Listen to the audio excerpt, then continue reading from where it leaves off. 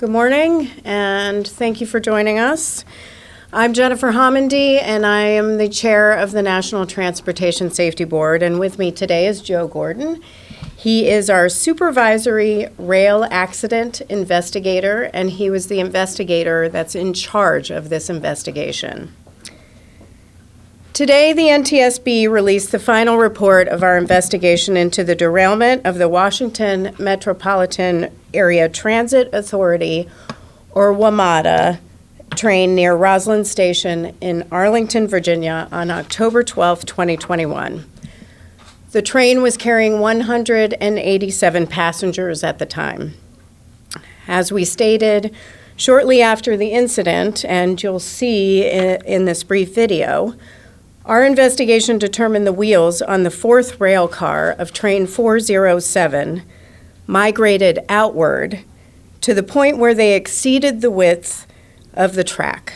This caused the train to derail 3 times and re-rail twice on the same day.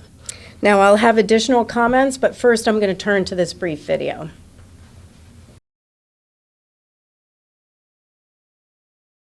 On October 12, 2021, NTSB investigators responded to the derailment of southbound WMATA train 407 on the Blue Line near Roslyn Station.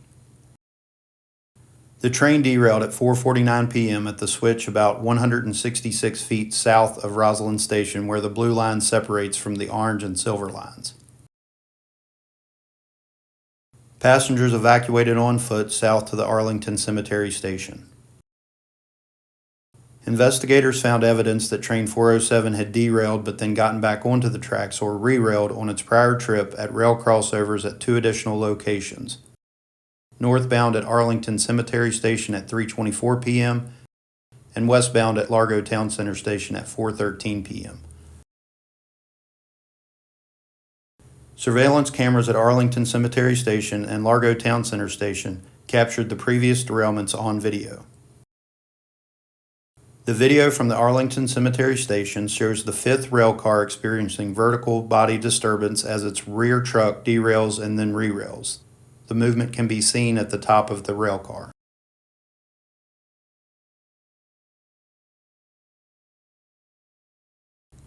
At Largo Town Center Station, the same truck on the same rail car derailed and re-railed.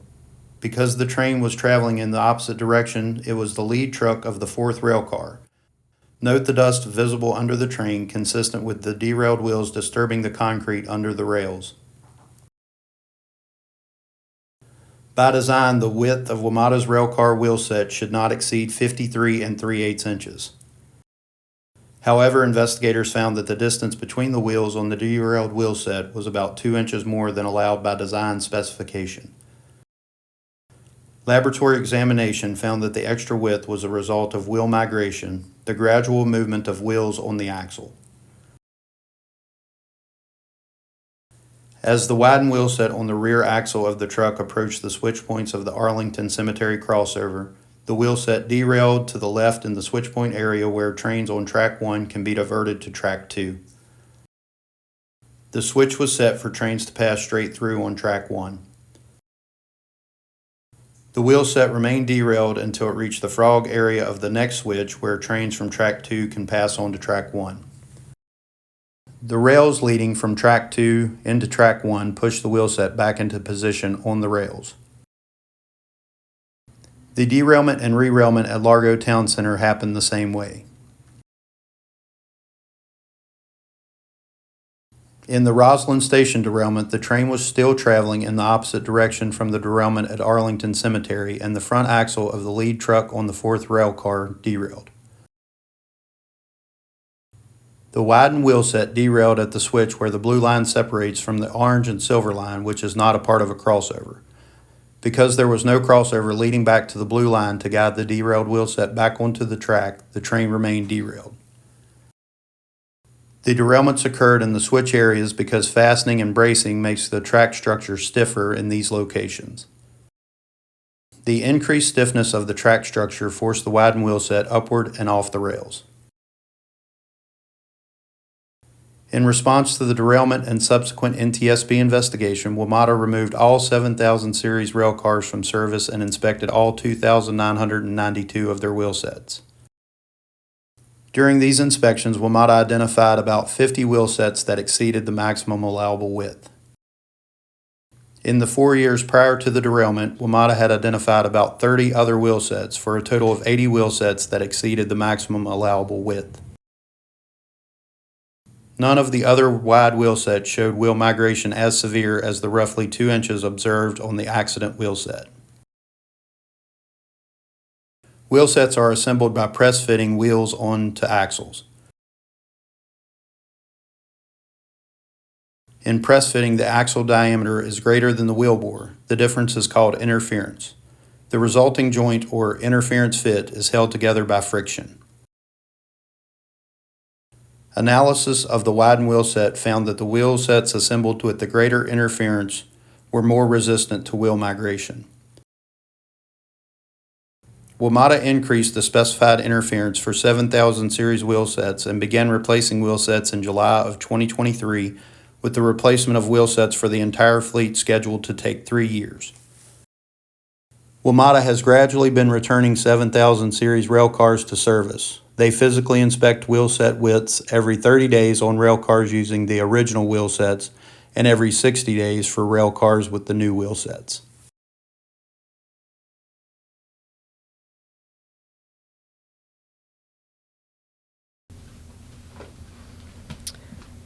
All right, so as with any NTSB investigation, the key isn't determining what happened, which we know pretty early on, but it's how it happened. That's how we prevent future accidents and tragedies. But once we issue those safety recommendations, those recommendations need to be acted upon. Otherwise, safety isn't assured. Since 1982, the NTSB has investigated 15 accidents on the WMATA rail system. In total, we've issued 125 safety recommendations to WMATA. The oldest of those recommendations date back to 1970 when the system was still under construction. I want to read it to you.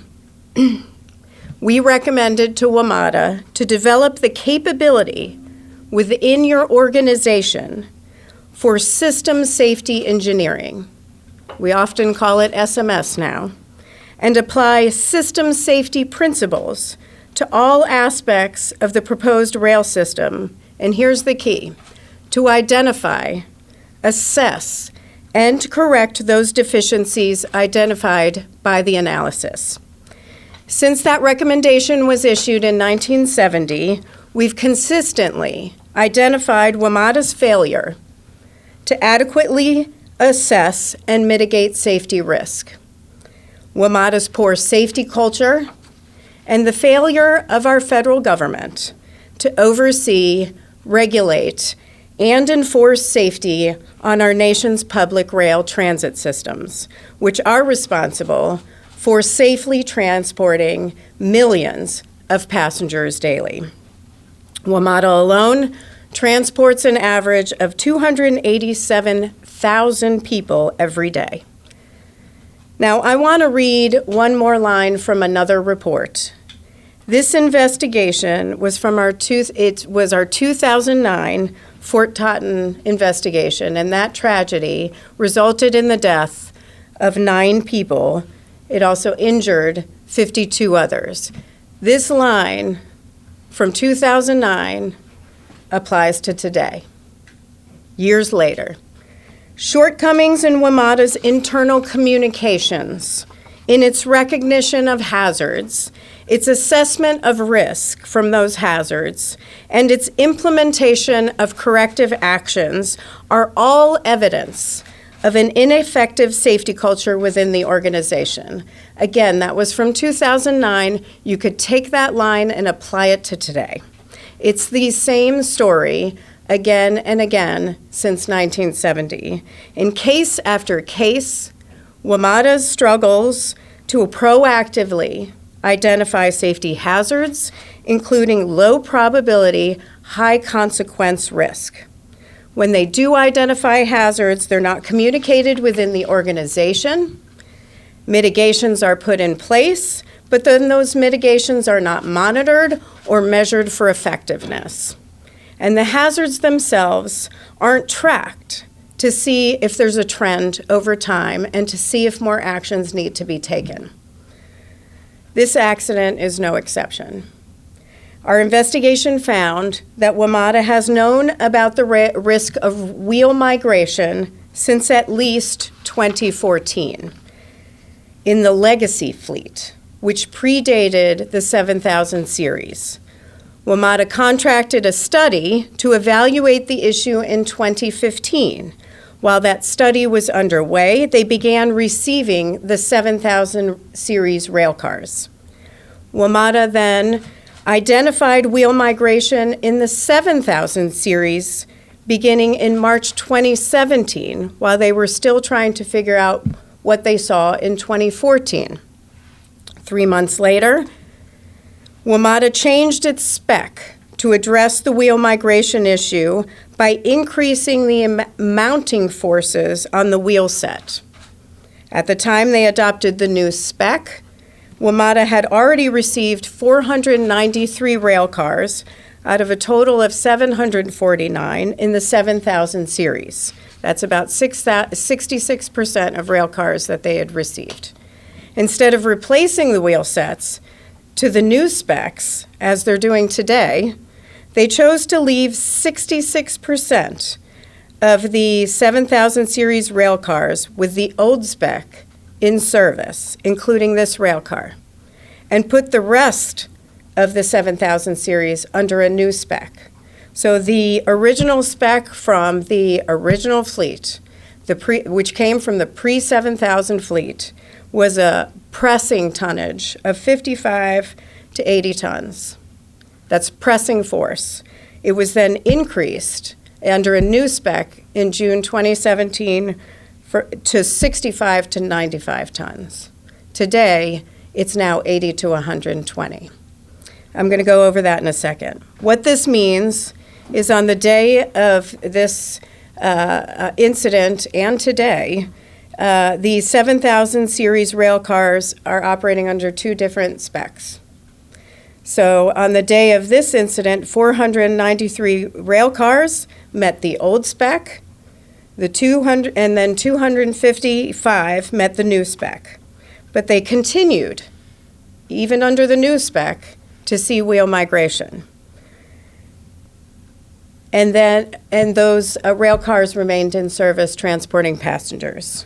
They saw 4 wheel sets in 2017 with migration, 1 in 2018, 4 in 2019, 4 in 2020, and then in 2021, it went significantly up to 18 in the first 10 months of 2021 leading up to the derailment.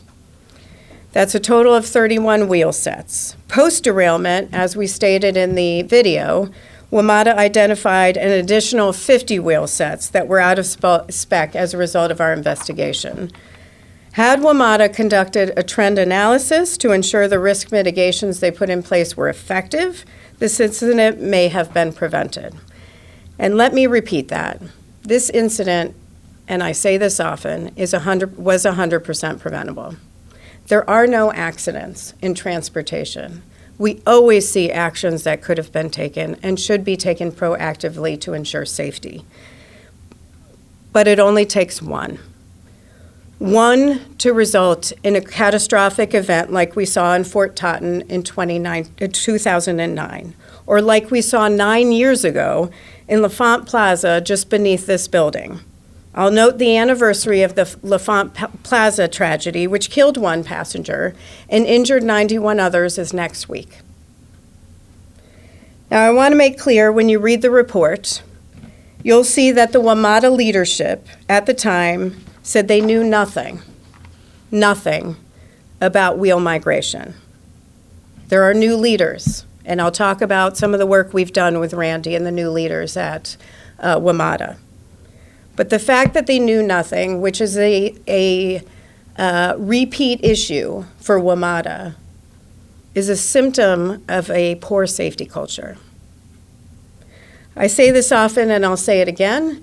Human error is a symptom of a system that needs to be redesigned. And when it comes to WMATA, they need to be proactive, not reactive, to ensure safety. We're lucky, absolutely lucky, that this didn't end up in a tragedy, in a derailment where there were potentially deaths or serious injuries, especially when you consider it took 3 rail transit controllers at WMATA and over 3 hours to realize that the train was in a tunnel and that the exhaust fan at Roslyn Station needed to be activated due to smoke to protect passengers. As a reminder, the person who died in the L'Enfant Plaza accident died as a result of smoke inhalation. WMATA has addressed this particular issue, and I do want to commend Randy Clark. The president of WMATA was not there at the time of this incident. He has taken a lot of action, and I'll talk about that in just a second. But once again, failing to proactively identify risk and ensure mitigations are actually improving safety is something that is repetitive throughout WMATA's history.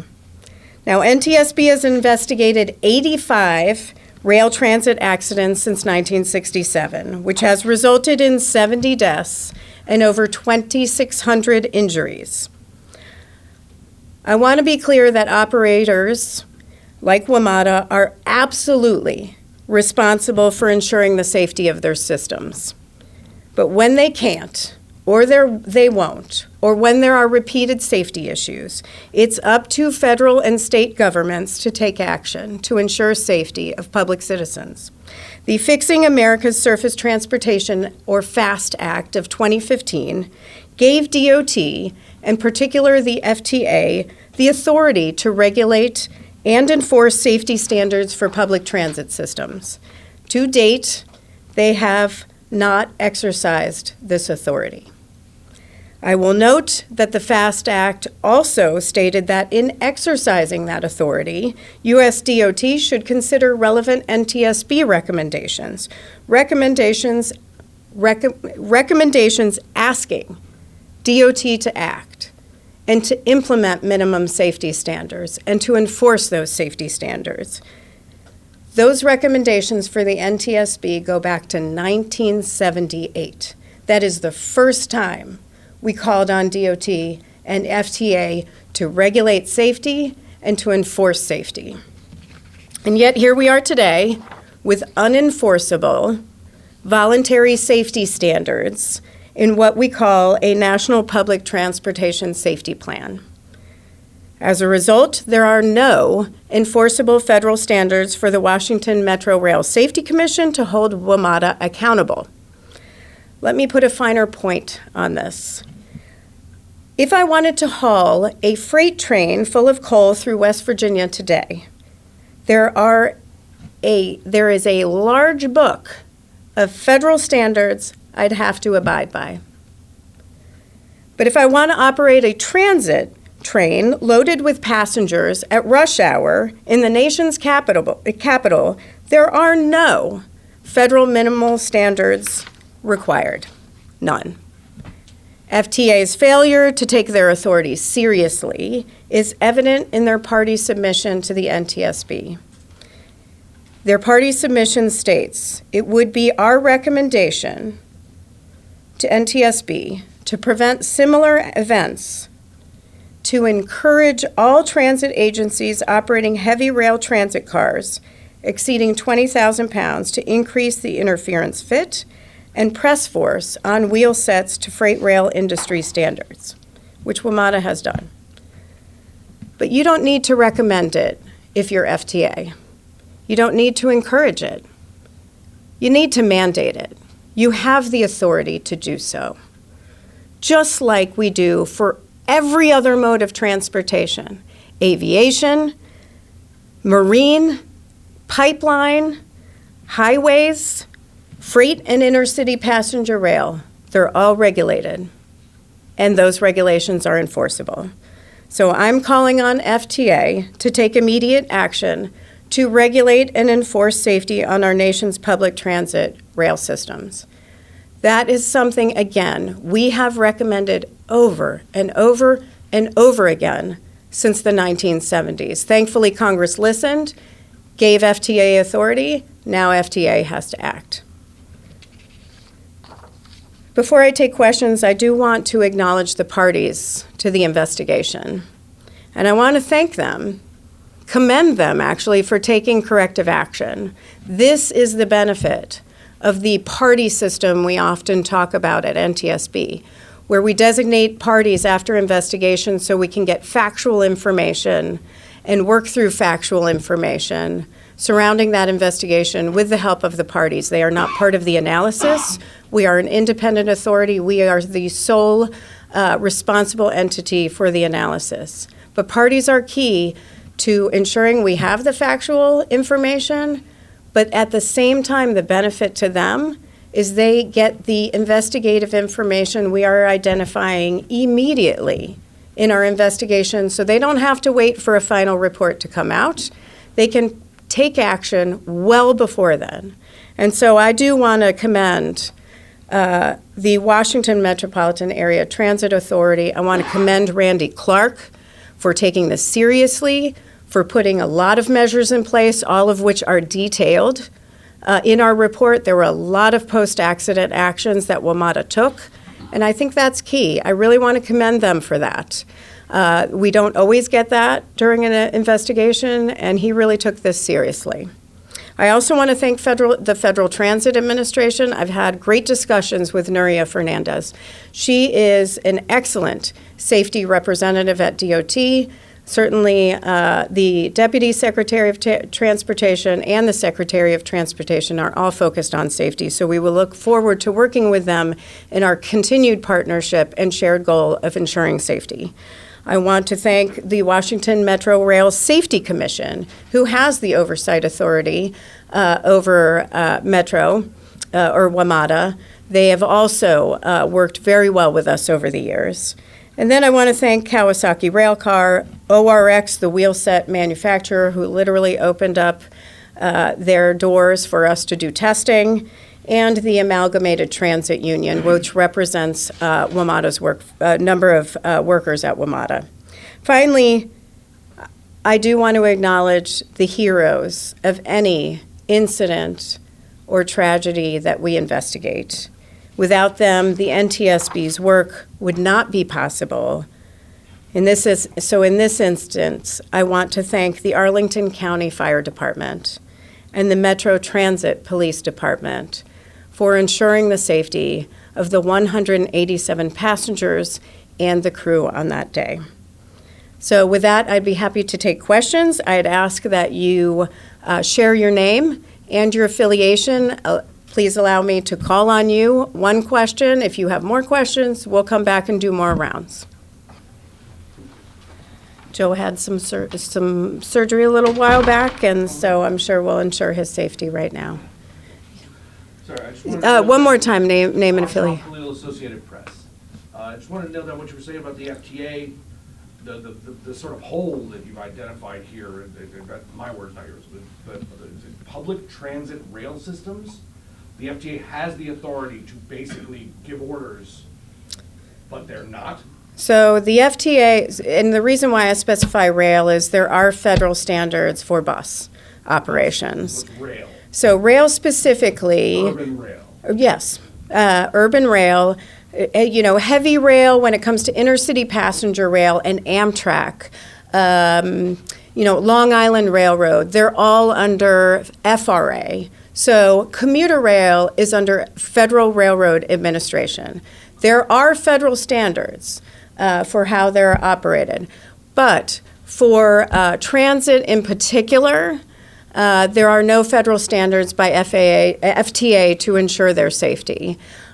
We have been recommending that the U.S. Department of Transportation implement federal standards, federal minimum safety standards, and then use those standards to enforce safety on our nation's rail systems. that goes back to 1978.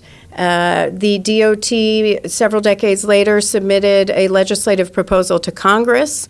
Congress provided authority for the FTA to take action and issue minimum safety regulations in the FAST Act of 2015. They have not taken that action yet. Right now, there's a National Public Transportation Safety Plan that is voluntary guidance for the public transit agencies. The FAST Act of 2015 gave them the authority. Correct. I mean, it sounds like you're here publicly stating that they have not taken that authority as much as you would like them to, right? Like acted on that authority. There are no minimum federal safety standards, so they have not acted on that. Right now, it's only voluntary guidance. And so if you look at all the modes of transportation that the DOT regulates, aviation, Maritime's Coast Guard, but aviation, highways, public transit with respect to buses, Federal Motor Carrier Safety Administration, you've got Pipeline and Hazardous Materials Safety Administration, Federal Railroad Administration. Imagine having a freight train that has no federal standards.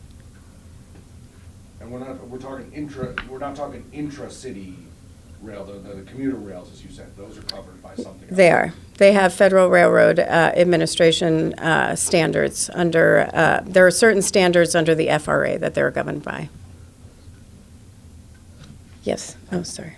I'll go to you. Alex Dockery with Politico. I'm just curious, maybe this was beyond the scope of your investigation, if the issues with the wheel sets and the migration could be applied to other transit agencies in your estimation, or have there been other concerns brought up either to you or that your agency has seen where this could be a problem elsewhere if you were to have the same kind of safety lapses that WMATA had in monitoring this issue? Yeah, thanks for the question, Alex. Is this something that, and just to repeat the question, is this something that exists in other transit systems and should action be taken? I will say that the FTA immediately after this incident occurred issued guidance and a request for information from transit agencies across the United States. They encouraged them to look at their wheel sets and see if they were experiencing migration. Nothing was reported to FTA, that no other transit agencies reported seeing anything. That information was then brought to the attention of NTSB and is now part of our docket. But what I will say is in the party submission from FTA, they note that their recommendation is to increase the press force on wheel sets. And they state that that would really only affect WMATA and LA Transit because the heaviness of their cars, over 20,000 pounds. And so, just keep that in mind. That was in their party submission, which is also in our docket. Yes, and then to Ian. Adam Tuss, Channel 4. So there's lots of these rail cars that are still out there on the tracks right now. What do you say to riders who are on them? You're saying more or less, Metro has this safety culture issue. Can riders trust that they're doing the right thing to make sure that these trains are safe? Well, can riders be assured of safety? That's the question. Be assured of safety in our transit systems. You asked, the first part of your question, though, talks about the 749 7000 series rail cars that are still in service. The WMATA has a plan to begin replacing those wheel sets. They have addressed 199 wheel sets out of almost 3,000 so far. That began in July. They have a lot of work. Meanwhile, these cars are still operating. They have increased their inspection. They were doing 90-day physical inspections of the cars for back-to-back measurement of the wheel sets. For the replaced wheel sets, they're doing 60 days, and for the ones that they have not replaced, they're looking at them and doing a thorough physical inspection every 30 days. Here's what I'll say about transit safety. I'm a huge proponent of transit and rail transportation. 43,000 people die on our nation's roads annually, in cars, in trucks, and millions more are injured. That's a public health crisis on our roads. But when you look at transit, the numbers are much lower. It is vastly safer to take public transit. I'd have no problem getting on the Metro today. If you want to go down, we can take a little ride on the Metro today. Rail or any other public transportation system, vastly safer. I cannot underscore that enough. It is significantly safer. But the NTSB's job is to raise awareness of incidents that could become a tragedy or that have become a tragedy, because we're not at zero in transit. When we're at zero, we can monitor the situation even more, but we're not there yet. It's our job to say, hey, something could happen here. Pay attention, take action before something worse occurs. In this situation, we've done a lot of investigations of WMATA, 15 accident investigations to be specific, and we see the same issues over and over again. What we want to do is not have to see another issue. I guess despite all that, what you're saying, you're still saying that there's this safety culture issue with Metro. You're saying you would take a ride on a 7,000 series rail car today. So in your estimation, are they safe? Is WMATA safe? Are the rail cars safe? Are the rail cars safe? That's the question. Are the rail cars safe? There are rail cars under the old spec. I cannot stand here today and say nothing could ever happen. Of course there's risk, especially with the current fleet still out there. However, your risk when it comes to transportation, commuting to and from work, commuting to and from school, going to the grocery store, or anywhere else, is significantly less on transit than going in your car or being on our roads. So I don't have, I will get on a train today, a WMATA train today. But can I ensure 100% safety of those rail cars? No. Because we're telling you today, there's a problem and it needs to be fixed. Ian. Ian Duncan, Washington Post. If I've got the timeline right, they had the consultant's report on the legacy cars in 2015, and then it wasn't until 2017 that they changed the specifications for the pressing, and then they didn't go back and fix the new 7,000 series cars that had already been delivered. Did the investigation show anything about, one, why there was that 2-year or so gap before the decision was made, and then also why the decision was made to not deal with the old cars? Yeah, I mean, a great question is why there was a delay from March 2015, well, really from 2014 when they first saw there were some migration issues of the wheel sets to their, and I just want to make sure I'm repeating the question for those so that they can hear it, to action taken for the consulting report in 2017, and then the spec wasn't changed until 2 years later. And then, even then, 66% of the fleet for the 7,000 series was still under the old spec. I don't have that information. What you will read in the report, and I do want to emphasize here, WMATA will say in our investigation, according to interviews, is one individual knew this was occurred. This was the case. And that wheel migration was a potential risk, and that was not communicated. That was through the interviews. I will say that senior leadership should know what's going on in their agency, and they are the ones responsible for ensuring safety. So everybody is responsible. Why that wasn't done before, I don't have the answer to that, but happy to get back to you on the timeline there from 2014 to 2015 and then to 2017. I will say the change in the spec is a difference because this rail car was under the old spec, not the 2017 revision.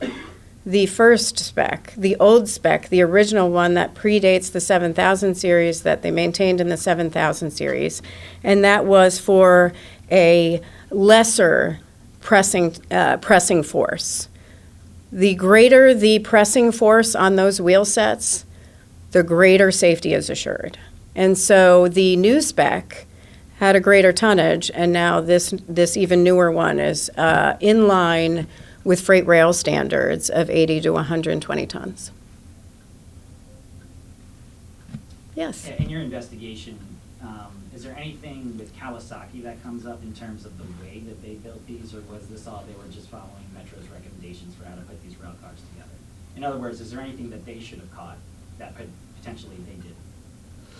The question is whether Kawasaki should have seen this. I mean, I believe in any sort of tragedy like this, everybody had an opportunity to identify a potential safety issue and address it. So certainly, Kawasaki is part of this investigation for a reason, because that could have been addressed, but ultimately it's up to the operator to ensure safety, communicate any potential safety risk, and proactively address that risk in a way that's meaningful, and then to measure the effectiveness of any mitigations that are put in place.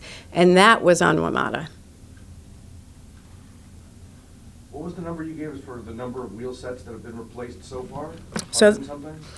So right now there's 748 cars, 2,992 wheel sets. They've replaced 199, and that number comes from checking with us last night, checking with them last night. So it's current. I'm going to add something, though, that no one's asking me about, the impact of a shutdown on your plans to replace wheel sets. A government shutdown would vastly reduce ridership on WMATA system. What happens when you're already struggling as a transit agency with a significant need for funding? When there's less ridership, you have less funding to go with improvements. And then it takes months in our conversations with WMATA and FTA to get back into your up to the plans that you have in place for either replacing these wheel sets or implementing other safety measures that you had in process before the shutdown. So there is an impact on shutdowns, particularly because of where we live and WMATA's operations in the Washington, D.C. metropolitan region. Hopefully there's not one, but I just want to make that clear. Thank you. All right, thank you.